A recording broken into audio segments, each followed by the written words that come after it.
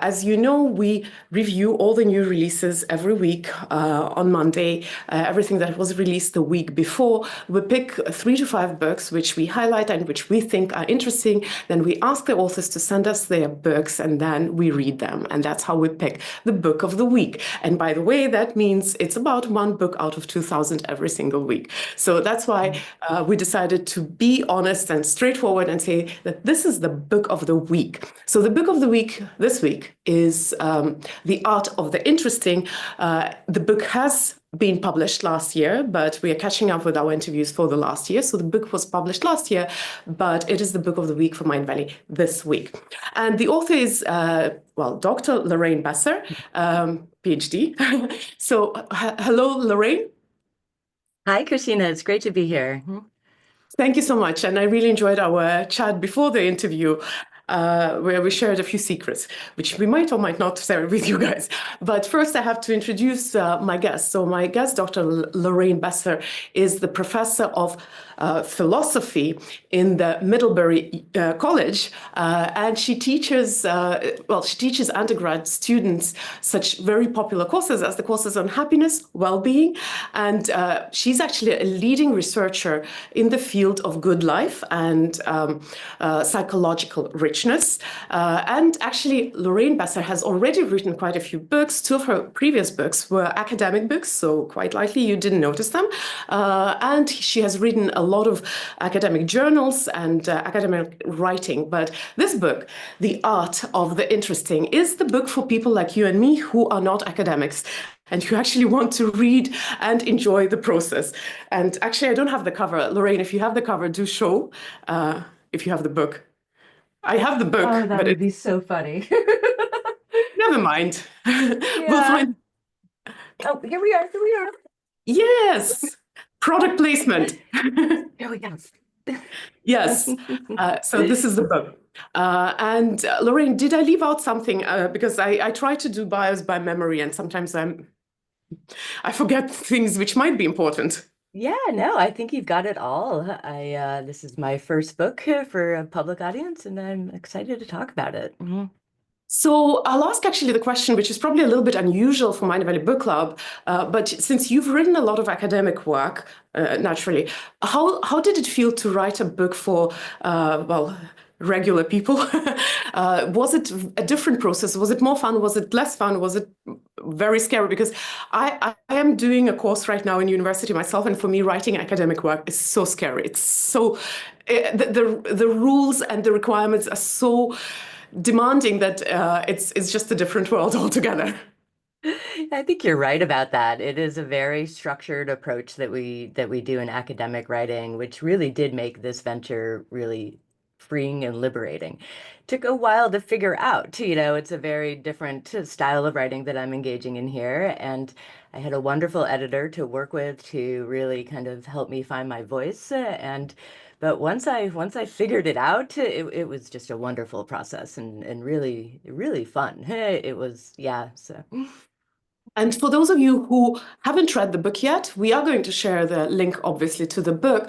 But if you're interested, the book is actually, the voice of Lorraine Besser is actually really engaging and entertaining. You have a lot of humor in the book. But I guess the thing that matters is that it's very well structured and it's built like, while the parts where there's text are engaging storytelling, there are a lot of practical pieces to the book, practical visuals, questions to ask. And then in the end, I discovered a whole lot of quizzes, which will help you in the process. So this part must have been, although you do teach undergraduates, but this part of being also a teacher, not just a researcher, was it something, sorry that I'm on this topic, it's just so fascinating to me, but was it something unusual as well? Or do you use this work with your students anyway?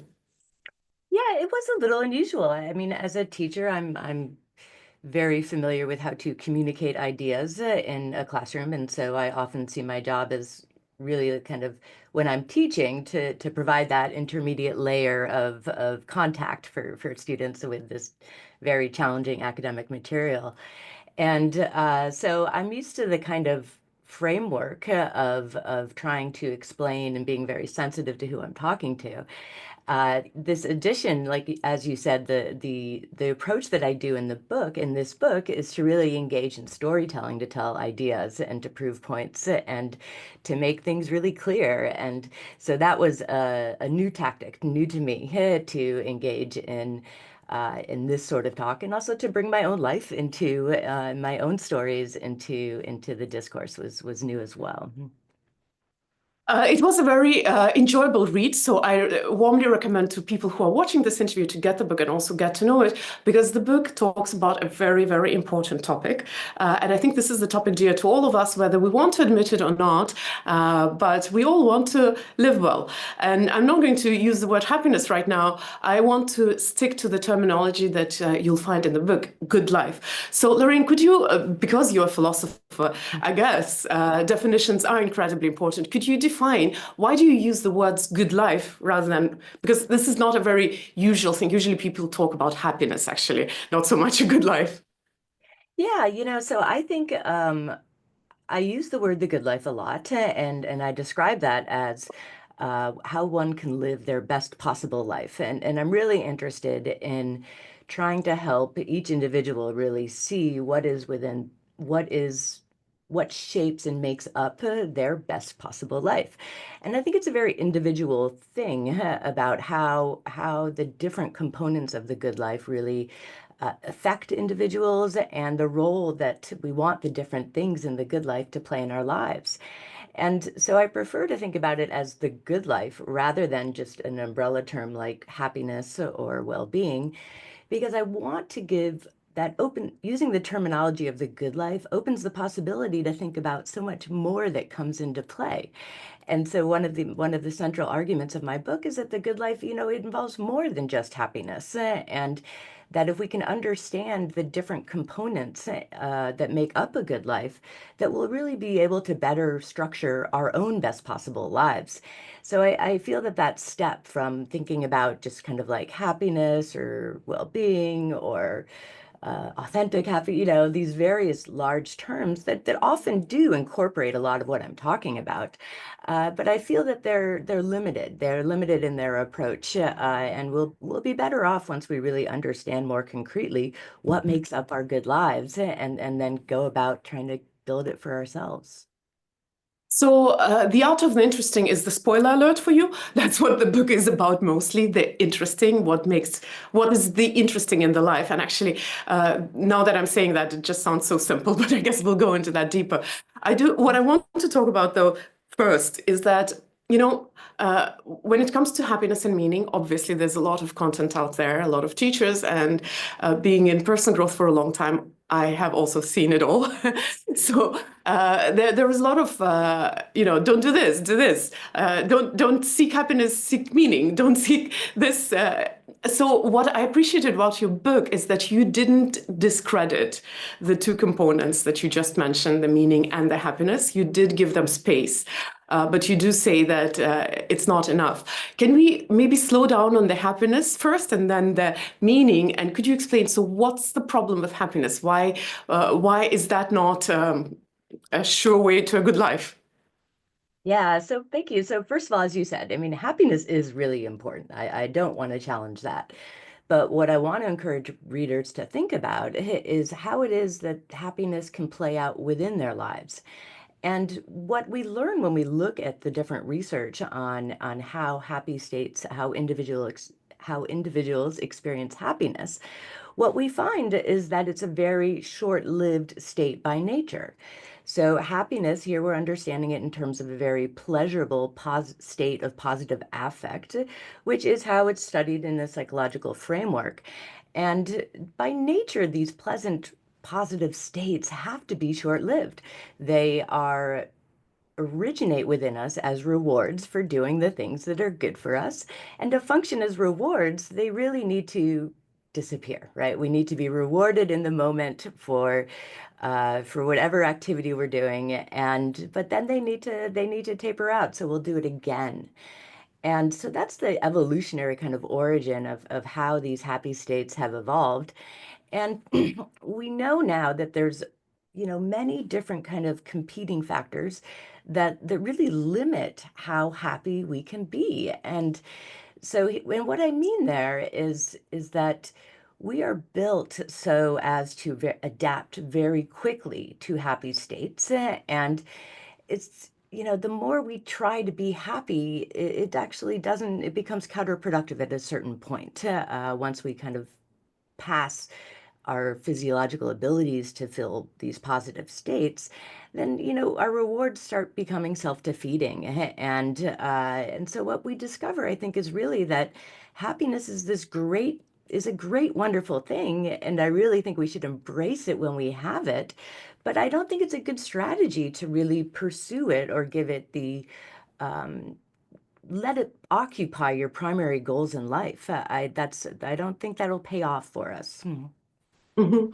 I really like this idea, and I'm paraphrasing, of course, that as if the absence of happiness defies the idea of happiness. Like happiness can only be if there is also a state where there's no happiness.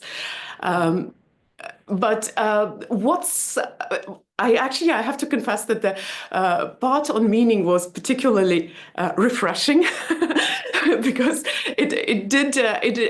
I actually. Of course, I agree with what you say, but I probably didn't even expect this twist in the plot. So, can you tell us what's the problem with searching for meaning or purpose? Why does this not give us a good life? Yes, yes, thank you. Yes, once again, I think, it plays an important role within our lives, but we have to recognize and limit the scope that it has over our lives. What happens when we pursue meaning or purpose or achievement is that we really kind of trigger one aspect of our minds, and we start to narrow our focus on just doing what it takes to kind of achieve that state that we're after. And so what we end up doing is really neglecting a lot of aspects of ourselves because we're really so focused on this kind of, I call it pursuit mode, right? When we're in pursuit mode, we're after a goal. And so much else is getting, so many other aspects of ourselves, of our lives are getting ignored for the sake of this goal. What we know is that oftentimes, most often, when we arrive at a goal, it doesn't actually deliver the kind of sense of fulfillment we think it will. And this is, Dan Gilbert's done a lot of this work on, it's called effective forecasting. We're really bad at predicting how accomplishing a goal will make us feel. And what we know is that most of the time, we can work so very hard to get a goal and we can accomplish it. And yet its impact upon our experience, our mental states is very limited. And so what we have here is are situations where, again, we are triggering only one part of our minds, and it's a part that we really, it's our rational executive functioning part, which is, so super important. But it also, it tends to like take over and occupy this role in our lives. And yet it doesn't ever really pay off the way we think it will. So Mhm. we think that we'll feel so great at the end of the day of an accomplishment. We get promoted, we satisfy some aim that we're seeking, and yet it always falls short of our expectations. And so I don't think that there's any, clearly we need to, pursuing things and striving for meaning adds important elements to our lives. But again, my concern is when we let it dominate, when we let these pursuits dominate our lives. And I Mhm. think we actually end up in an impoverished state. We're after fulfillment, but we end up really impoverished, I think, when we've directed so much of our focus on that. That's exactly the word which actually probably was the most surprising for me in that chapter. The idea that pursuing uh, meaning and purpose very often creates an impoverished state. Uh, can you maybe elaborate on that? I know you just led to that explanation, but still, in what way does it become impoverished? Because for a lot of people, that's the whole contents of their life. The thing that they do. Yeah, yeah. Well, we end up neglecting a lot of other possibilities for us, right? And certainly there are many pressures out there within society that really put us into this train of thought where we think that what we can do with our rationality and our minds is just the most important, exhaustive kind of component of our lives. But this rational side of our minds, right? The pursuing, the one that's seeking fulfillment, it's really only one part of ourselves, right? And we have so much more, right? We have bodies that need to be fulfilled, we have pleasure to experience, and we can also use our mind in other kinds of ways, such as by developing psychological richness or having more interesting experiences. And so Mhm. the sense in which this kind of striving for meaning leaves you impoverished is because you put all of your eggs into what is really just one part of you. And I certainly have experienced this myself, right? And I imagine many of us have, where we go through these modes where all that counts is just this one kind of pursuit that we're after. And it's so easy to kind of eliminate or cut the other things out. But every time I do that, at the end of this pursuit, I really feel that's my own experience. I really feel impoverished. I feel that I've gotten this Mhm. thing, but then I look back and I haven't really nourished the rest of my being. And so it feels very impoverished. There's one quote from this part, which was really like a cold shower. I hope I'll find it because I have a lot of quotes here. Um, I hope I found it. I find it because it was so good. But if I can't, I will probably just wing it. But basically, what you say is that that pursuit of your passion is also a very privileged thing to do. And for me, that was such a cold shower because I actually agree. We glamorize this idea that you're passionate about something, you're lucky enough to be able to do that and to be paid for that. Uh, and while I am definitely one of the privileged people who gets to do what I love to do and be paid for that, but it's also sometimes really nice to be reminded that this is a huge privilege, which is probably accessible to very few. And apart from this compliment, what I wanted to ask you before we move on to the interesting, which is the most interesting part of our conversation. Since you're a philosopher, and I know that a lot of the ancient philosophers were also searching answers to the questions how to be happy and live a meaningful, fulfilling life. And also, I know that there's a huge interest towards ancient philosophers nowadays because we review a lot of books. Guys, every week there are books on Stoics, well, Stoics are the most popular, but there are occasionally books on other philosophers. So what can we learn from them? And should we, or maybe we should actually create our own versions of good life? Yeah, thank you. I think, I've been mentioning that we have this kind of bias towards these rational parts of our mind. And, I really do think that this bias really starts and begins very early in ancient Greek philosophy. So the ancient Greek philosophers, and here I particularly have in mind Plato and Aristotle and the way that they led their schools and lived in ancient Greece. And they are operating at a time uh, where they were in a very privileged state, and they were released from so many of the different kind of obligations that ordinary people have.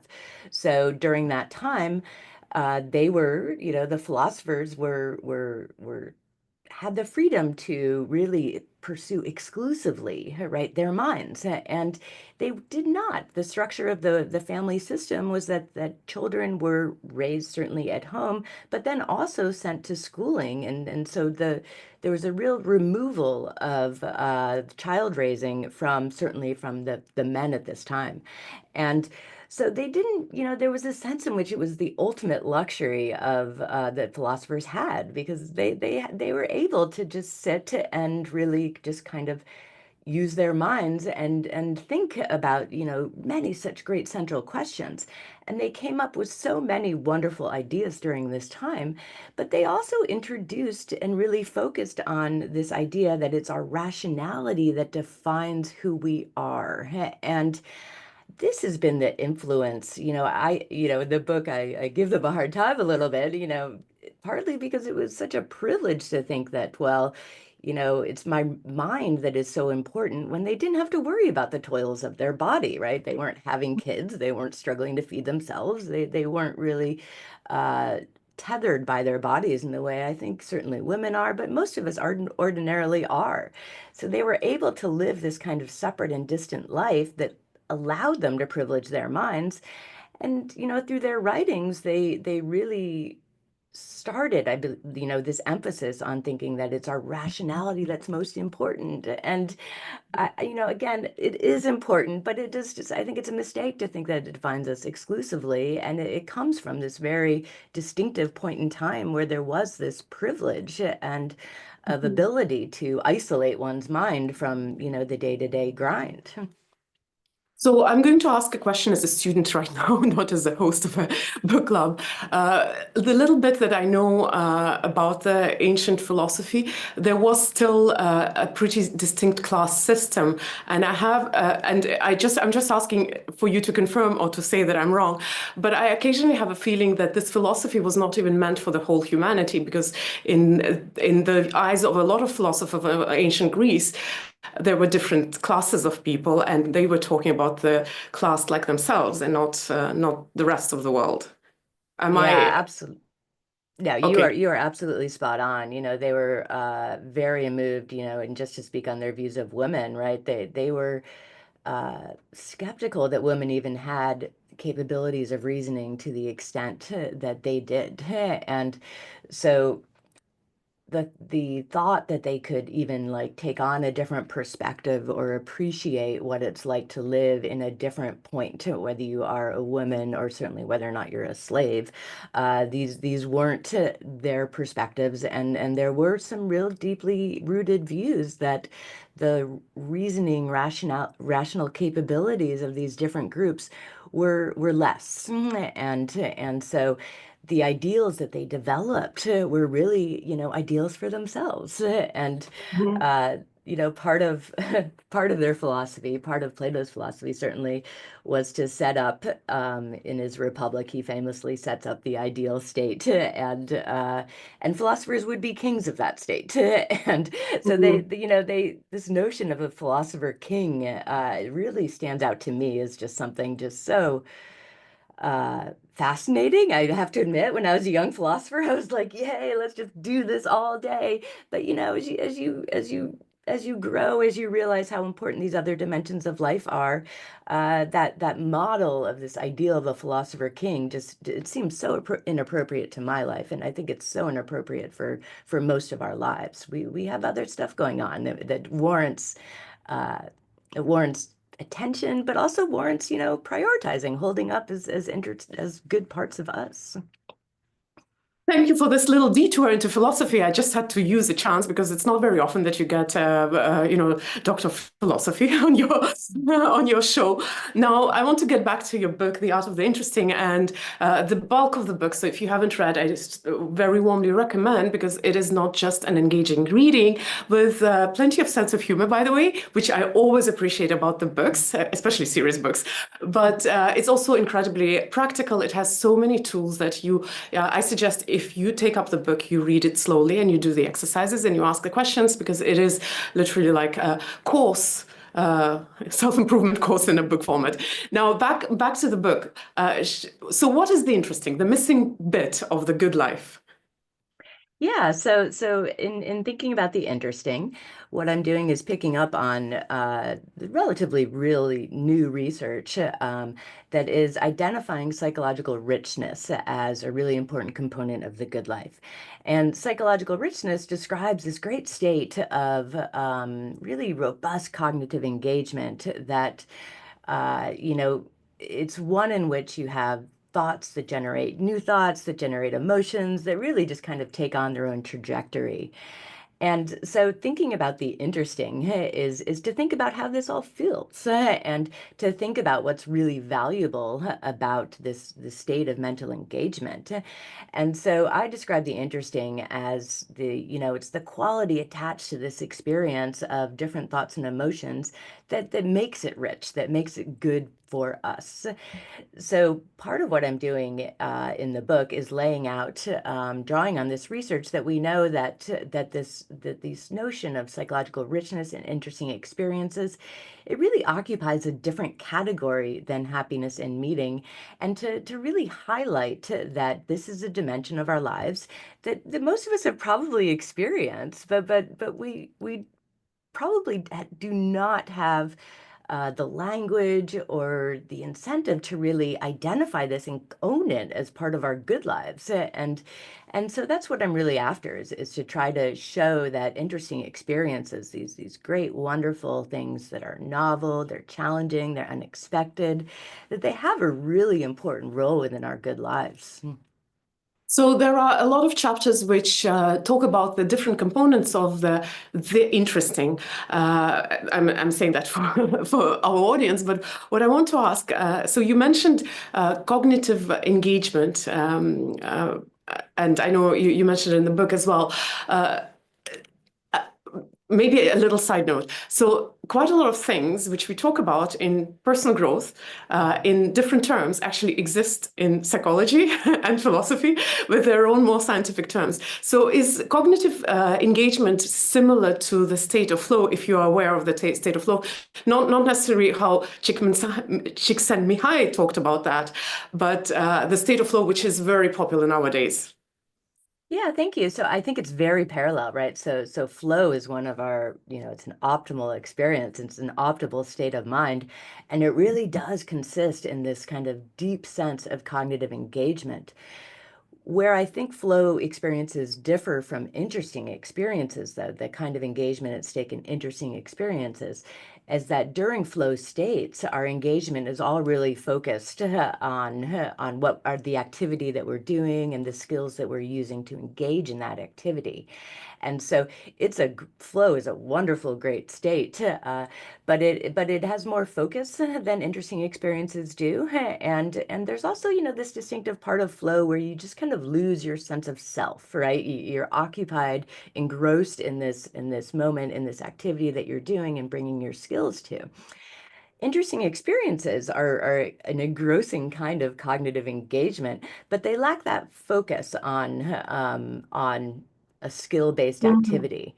And, Mhm. so one way to think about it maybe is to think about like unstructured cognitive engagement, right? So we have, Mhm. on one side, we have that rational, really, we're pursuing a plan, we're focusing everything on something like that. And on the other side, we have within our minds this capacity to like just have free-flowing thoughts that don't aim at anything, that don't have, that we have without having any expectations or purposes, that we're just letting them happen, and we're just following our real instincts of curiosity, we're being Mhm. creative, and we're really just engaging in this cognitive engagement without this kind of focus on, Mhm. doing a particular activity. Thank you for this clarification. And for people who are watching this, I want to say that cognitive engagement is just one part. There's majority of the book is on the state, on the art of the interesting, and there are other components. So I'll let you maybe walk us through the components first, because I have some questions here and there. We don't have time to go into everything deeply.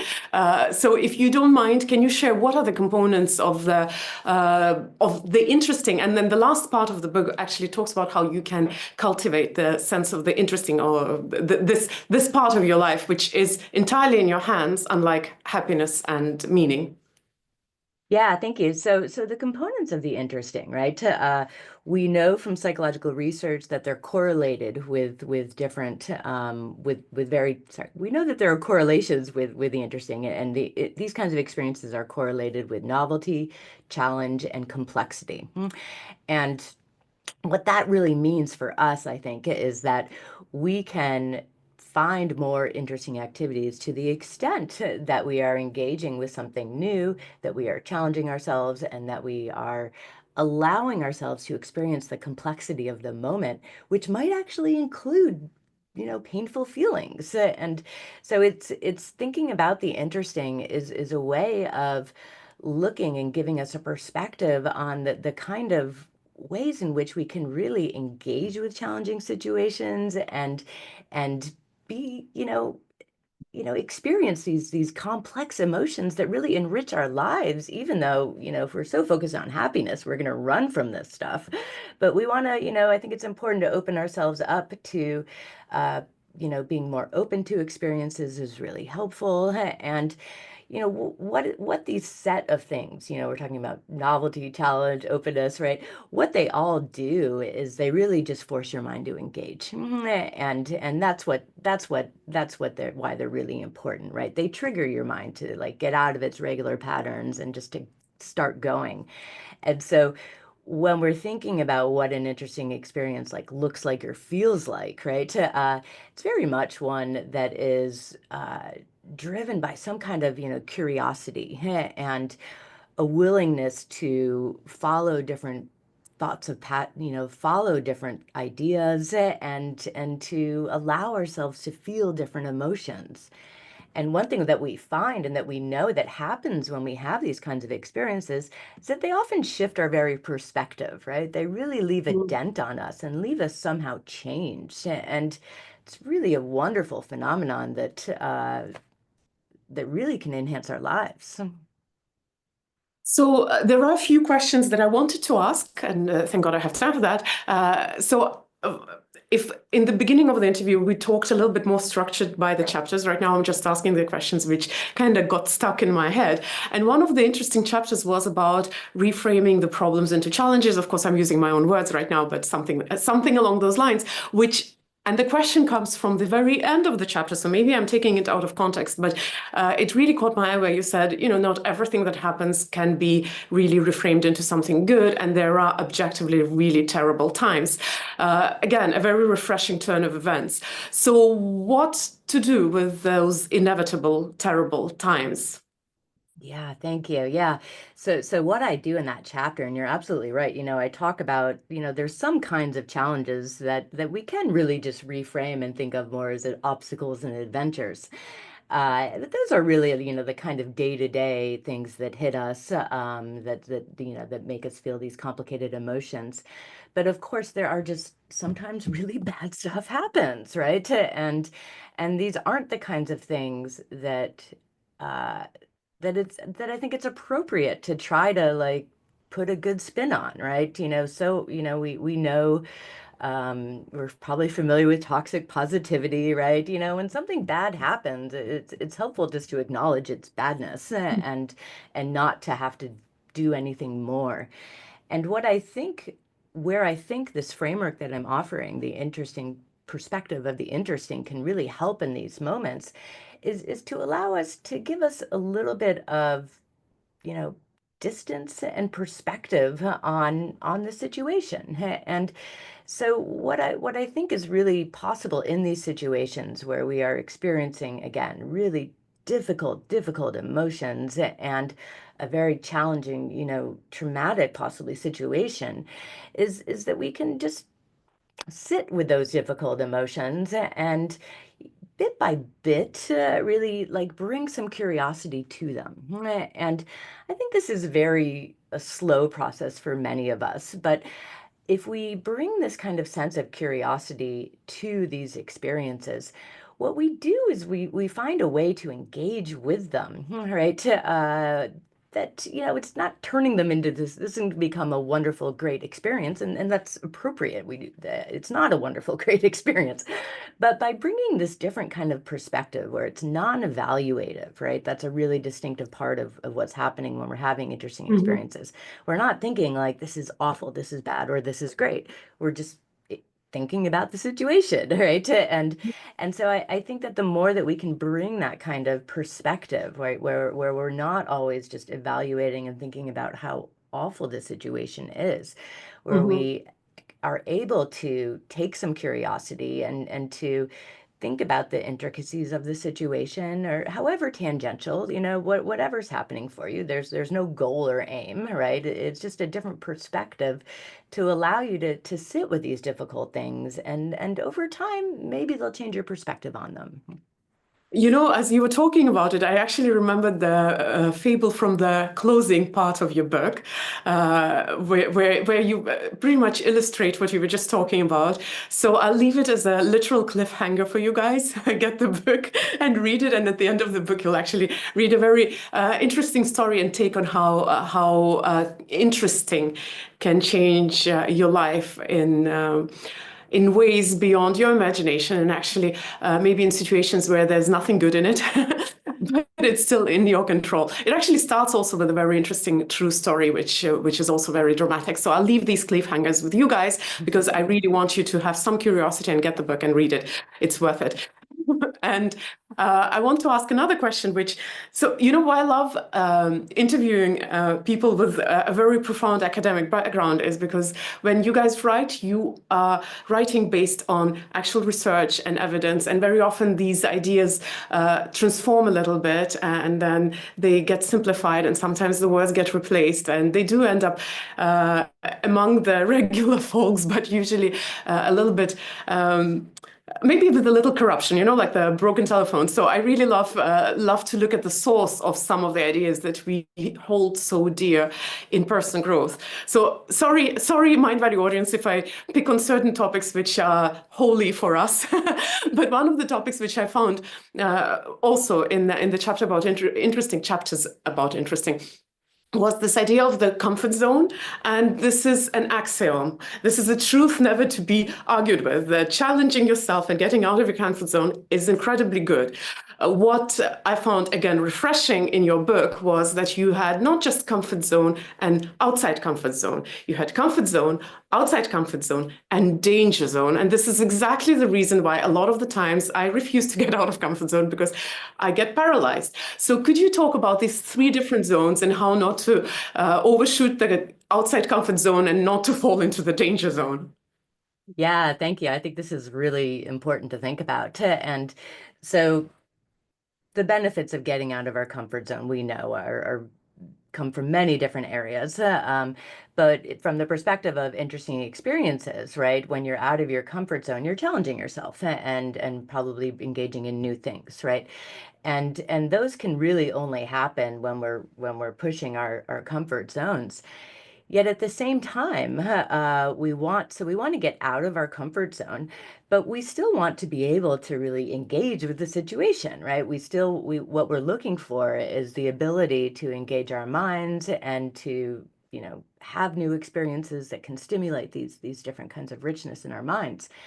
And for that to happen, though, we have to feel safe. And so when we're in a situation that is too challenging for us, right, or that is threatening us somehow, right, that's what I describe as, the danger zone. And we know that what happens when you're not feeling safe, that when you're threatened in this sense, we know that, what happens there is just that your fight or flight system takes over and really kind of circumvents any possibility of having an interesting experience, right? Your mind is just focused on, getting you out of this situation, and it doesn't have the kind of time to play, right? But what we're looking for is this kind of sweet spot, right? Where you're out of your comfort zone, yet you're also paying attention to not going too far, right? And you're really being aware of your ability to engage with the situation in ways that aren't more productive of threats or making you feel unsafe. And so I think one of the really important things that we can do is for each of us, right? Learn where our comfort zones are, learn where those boundaries are, and also be really pay attention to our danger zones, learn those boundaries, and then just, find that spot in between. And it'll look different for everyone, but there will be this spot in between where we can push and challenge ourselves safely. So danger zone is not necessarily where you're risking your life directly, but it's where your fight or flight response kicks in and you actually stop engaging and stop learning, which in essence could actually probably even bring you to some kind of trauma if you overdo it. I mean, Mhm. emotional trauma. Yeah. So unfortunately, we do not have a lot of time, but I do have to ask a few traditional questions. Actually, one of them is I'm starting a new tradition, and this book is perfect to start the new tradition. So guys, this book has a lot of practical advice. Lots of practical advice. There are exercises, there are quizzes, there are questions you can ask yourself. There are all sorts of interesting schemes, charts. Charts is the right word. Sorry, English is my third language. Charts. Yes. So there is a lot of practical. So the new tradition I want to start. I want to ask my guests for advice, for tips. So either 1, 2, or 3 tips. 1 to 3. It doesn't matter. One or three. Can you give some ideas to the people who are right now listening, or maybe later in recording? What can they do in their life now to bring in the interesting? Yeah, of course. Great question. So, well, uh, I'll give you 3 things. All right. So one thing we can do is, and you can do this right now, everyone can start right now, is to stop saying the words good and bad. And try for just a day, however long you can do it, right? To resist saying that things are good or bad. And what you'll find yourself doing there is saying you'll be forced to find another way to describe the situation. And in doing, in moving from your evaluative zone to your other descriptive zone, you'll activate that areas of the mind that we're looking for, right? So right away, just to start paying attention to your instincts to say, oh no, that's good or that's bad, and stop yourself before it, and it'll force you to redescribe things and start to see the nuances and details in a way that'll really help to bring interesting experiences. The second thing that we can do is find more novelty in our lives, and novelty is highly correlated. When we're confronted with novelty, it's going to make our brains engage, and so often we think that that means like, oh, I have to travel across the world or do something, very different. Yet little sources of novelty can really add up here. And we can discover little sources of novelty just by looking more closely at our environments and noticing things. And so find ways to notice different new things, even, during your ordinary commute, right? Just start paying attention to things and let your mind go with it. And then the third thing is to just be curious, right? To go back to when you're a kid and we're always asking why. Just be curious about things and embrace that curiosity. Not necessarily like, oh, I'm curious, so I'm going to Google and find the answer, but just like, no, I'm curious and I'm going to allow my mind to explore, just for the sake of exploring. I actually love the last I love the 3 tips, but the last one struck a chord because when you said, you can just Google and find the answer. And I was just thinking this morning that this fingertip answers are actually serving us a very bad service, especially if you think that, there is beauty in the process of discovering something. And also that kind of helps us encode those experiences into our memory in a very different way. So thank you for this. For these 3 tips. Now, my second, now very traditional question is, and while I'm asking this question, I want to ask our audience to leave a heart for my guest, either in the chat or just by clicking in the heart. And then if you're watching it on YouTube later, then definitely leave a heart under the video. I mean, you can do the like as well, but the heart is what matters. So, Lorraine, the question for you is, how would you like your book to change the world? Oh, wow. I I would like to change people's lives. I would like to have more people realize that, a better life is possible for them in this moment without having to change things. And so I would like it bit by bit to really just give people the resources to really like live rewarding lives and recognize what is in their capabilities and what is possible for them.